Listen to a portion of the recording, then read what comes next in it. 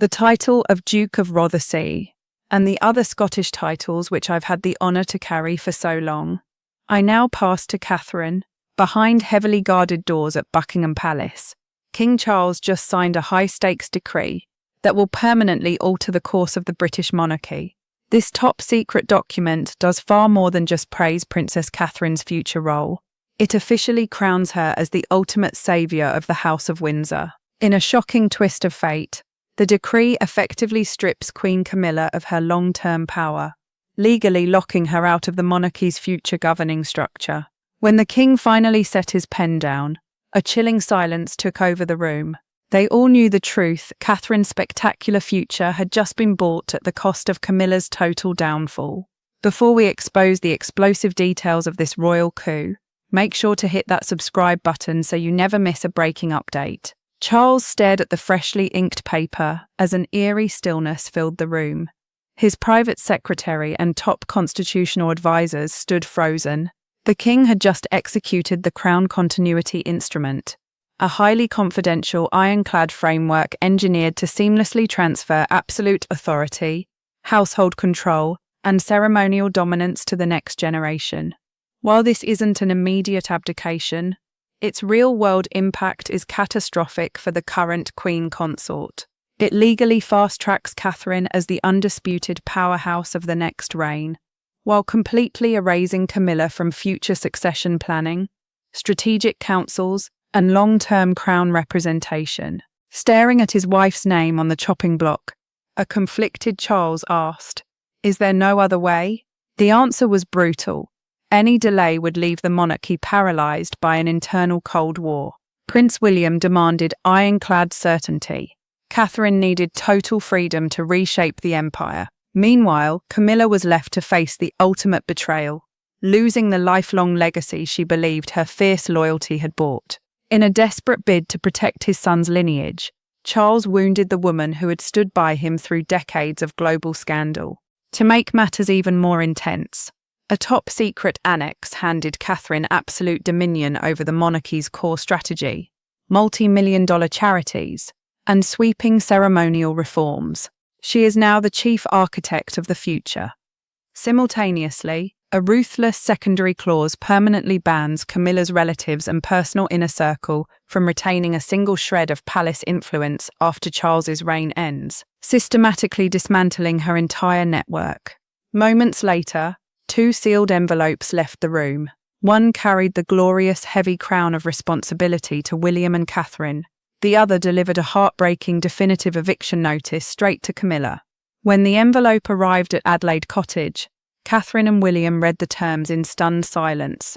Catherine had spent over a decade building her reputation on flawless discipline, grace, and public trust. She had never viewed the crown as a prize to be won, but as a heavy sacrifice. Seeing herself officially designated as the supreme female anchor of the entire institution brought no smile to her face, only a profound sense of gravity. She looked at William and whispered, "Someone is about to be deeply hurt." William met her gaze with fierce determination. He revealed a massive secret. He had privately engineered this strategy with the king weeks prior. William warned his father that the monarchy could absolutely not survive a toxic rivalry between 2 competing queens. Catherine was shaken to her core, realising the trap had been snapping shut on Camilla long before the mail arrived. William insisted he fought for institutional clarity, not public humiliation, but the line between the two felt razor thin. Meanwhile, at Clarence House, Camilla opened her copy alone, and the fallout was immediate. After conquering decades of public hatred and media storms to finally secure her place as queen, this paper threatened to erase her entire life's work. When she hit the removal clause, she slammed her chair back so violently it gouged the wall. She banished her private secretary from the room, locked the door, and stared in horror at a handwritten note on the margin. "Necessary after Windsor." Those 3 words exposed everything. It pointed directly back to an explosive top-secret showdown at Windsor Castle during what was supposed to be a unified Commonwealth reception. Behind closed doors, an argument over Catherine's skyrocketing influence erupted into a terrifying constitutional crisis. Camilla had expected her personal court to remain dominant even after William took the throne. But William wanted a lean, hyper-focused monarchy, centered strictly around his immediate family. Everything shattered when Camilla boldly challenged Catherine's promotion to lead a powerful strategy committee. With Charles and William listening in horror, Camilla allegedly snapped, "There cannot be two queens directing this family while I am still here." Instead of fighting back, Catherine calmly closed her folder, looked at the king, and asked if her very existence had become an obstacle. Charles's agonizing, seconds-long hesitation spoke volumes. It crushed Catherine, treating her lifelong devotion as mere ambition. Furious, William stood up, directly telling Camilla that Catherine's future authority was absolutely not hers to restrict. Though Charles demanded order, the damage was done. That very night, the king accessed the secret succession files and wrote a definitive mandate. Continuity requires clarity. Within 48 hours, the paperwork to strip Camilla of her future was drafted. Refusing to be quietly banished, Camilla marched straight into Charles's private library, slamming the document onto his desk. No aides or courtiers were there to save them. For the first time, husband and wife faced off over a broken royal seal. Camilla demanded the ultimate truth. Had he protected the crown, or had he simply sacrificed her for Catherine? Charles stood his ground. He confessed that the choice was his alone. The crown could not risk descending into a civil war fought by rival courts and competing loyalties. A confidential household audit had revealed that Camilla's staff was actively bottlenecking the transfer of powerful royal patronages to Catherine, trying to choke out her public visibility. Charles warned that leaving this unsettled would leave William vulnerable before his reign even started. When Camilla asked if Catherine had demanded this coup, Charles defended his daughter-in-law instantly. Catherine had actually begged the king to avoid a cruel public expulsion and preserve Camilla's personal dignity. Left without an enemy to blame, a devastated Camilla slowly unthreaded her wedding ring and placed it on the table. After an unbearable silence, she slipped it back on and told the king that if he chose the institution over her, he would have to answer to William himself. The palace completely lost control of the narrative when a devastating 11-word fragment leaked to the global media. The future queen shall assume undivided authority after the transition.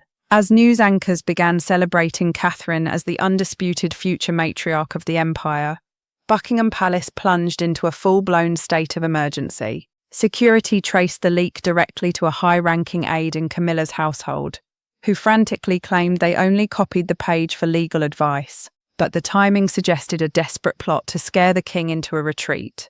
Charles refused to flinch, declaring that backing down now would make the crown look weak and invite endless chaos. In the midst of this media wildfire, Catherine made a stunning, unauthorized request. She demanded a face-to-face meeting with Camilla, completely alone. No husbands, no lawyers, no notes. Catherine walked into a small garden room at Clarence House to find a defensive Camilla waiting by an untouched tea tray. Catherine immediately disarmed the tension with 9 powerful words. "I did not come here to take anything from you." Catherine confessed that the decree filled her with absolute terror, not triumph. It converted a distant duty into an unavoidable destiny, and she hated that her rise was built on Camilla's public heartbreak. Touched by her raw honesty, Camilla finally let her guard down. She wept, confessing her deepest fear, that without future influence, history would look past her loyalty and reduce her entire legacy to a tabloid scandal all over again. Catherine reassured her that she had personally forced Charles to legally protect Camilla's lifetime financial security, homes, and charitable honours. She had banned the palace from using aggressive words like defeat or expulsion in the press. Acknowledging Catherine's grace, Camilla apologised for the explosive blowout at Windsor, admitting she let her fear of irrelevance cloud her judgment. Before Catherine left, Camilla handed her a handwritten note of total surrender, officially endorsing the new transition plan. By sunrise, the global media was hit with the official palace announcement.